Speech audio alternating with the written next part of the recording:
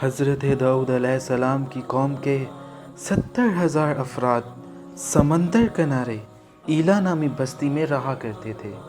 اللہ تعالیٰ نے اس قوم کو ہزاروں نعمتوں سے نوازا تھا۔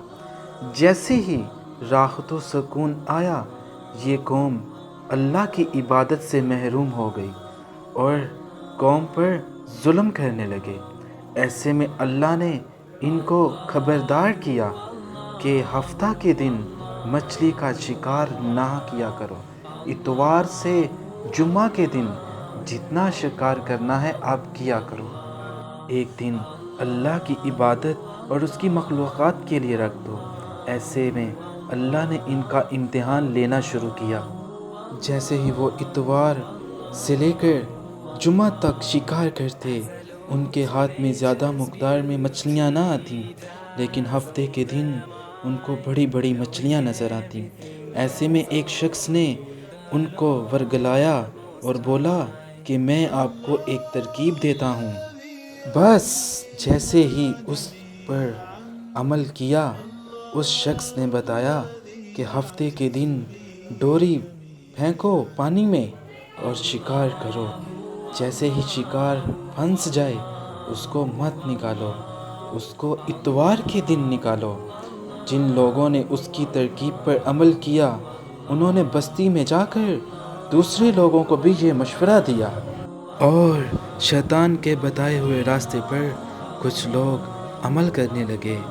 وہ ہفتہ کے دن شکار کرتے اور اتوار کو اس کو نکال کر بہت مزے سے کھاتے، اور کچھ لوگ تو ایسا کرتے، چھوٹے چھوٹے تالاب بناتے۔ جب مچھلی وہاں سے گزرتی ان کے تالاب میں پھنس جاتی اور اتوار کو نکال کر وہ لوگ کھاتے۔ اس بستی میں کچھ اللہ کے لوگ بھی موجود تھے۔ انہوں نے ان کو سمجھایا اور کہا کہ تم اللہ کی نافرمانی کر رہے ہو، اللہ بہت ناراض ہوگا۔ انہوں نے کہا تم بھی یہ ترکیب آزما لو، بھوکے نہیں رہو گے۔ اب اس بستی کے 70,000 افراد میں سے 3 گروہ بن گئے۔ ایک گروہ وہ تھا جو ان نافرمان لوگوں کی اصلاح کرتے، دوسرے وہ جو ان لوگوں سے نفرت کرتے، خاموشی اختیار کیے ہوئے تھے، تیسرے وہ جو گمراہ ہو کر اللہ کی نافرمانی کر رہے تھے۔ ایسے میں اللہ کے نیک بندوں نے فیصلہ کیا کہ ہم اس بستی کو 2 حصوں میں تقسیم کریں گے اور درمیان میں ایک دیوار کھڑی کریں گے۔